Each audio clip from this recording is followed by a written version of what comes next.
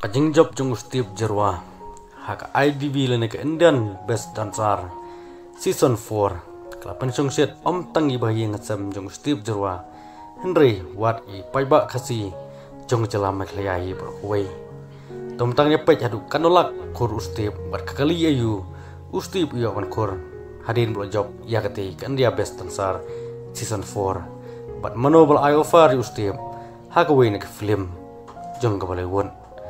but yano Steve ula pelim haka final jong India Best Dancer Season 4 Steve Jerwa haka mit sengi ublay kata menin ke sengi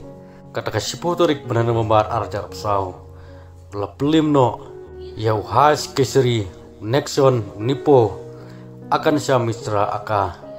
bat Aditya Malvia Steve ula kur yakanam kum ladu lane winner jong India Best Dancer Season 4 menin kesengi kata kasipo taring bat lo kursundon ya song pisa ka bahadu khasan lak tingka bat unongi kai syat jenggu belatip kum choreographer ubakarteng urakim thakuria mauru lai khori ka song pisa ka bahadu san lak tingka Steve nalor kati khasan lak tingka ka price lana ka song pisa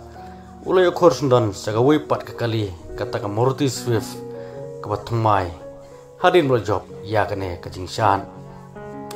hadin bu Steve la kori ngana kajing job nagaleng urimo di susah ubadai way nagi nong sna film kumjur aktor ubadai ertat special guest menin gamit hagati ke final ulayo fars nani Steve hagi way ni film kajing kalong ke aka kubor ke pensu tenat tang Steve Rey yaki bahi ngasem kajing kumjo bat ingi pajba kasi jantia kiba chong basa haka jelam mekalaya kibal ajing kerjaan yu lingba kajing buat kejungi bu Steve ulyo sendon ya kene khusnam lene kumnung job haka nek Indian Best Dancer Season 4 haringkat kajing aimak nagi judge kata na Karisma Kapoor Kagita Kapoor Terence Lewis kiba degi judge panel lene kita ginong judge jong kene Indian Best Dancer Season 4